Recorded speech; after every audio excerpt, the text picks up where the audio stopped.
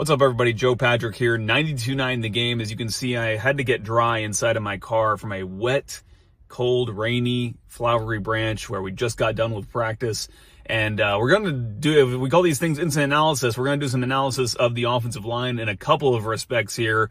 We heard from Jake Matthews some interesting tidbits about some of his teammates. We'll talk about that in a second. But first of all, the big breaking news that just happened, Kaleb McGary announced he's signed, or reported that he signed, a 2-year contract extension with the team, taking him 2 years beyond this current year for an additional $30 million total, averaging $15 million a year. Pretty affordable price for the Falcons for a starting offensive tackle in this league. And if you're asking me, to be perfectly honest, I'm not that surprised, because I just didn't see them as really having any other options if they did want to potentially go to someone who's more of a pass protector for Michael Penix's blind side, which Kaleb McGary is now.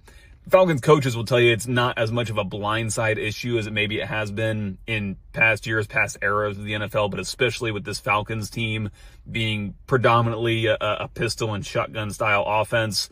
They see it as the Penix having better vision of the quote unquote blind side, just based on his perspective from where he sits. And for the Falcons, you just weren't going to have an opportunity to really draft a top of the line offensive tackle, having already traded away next year's first round pick.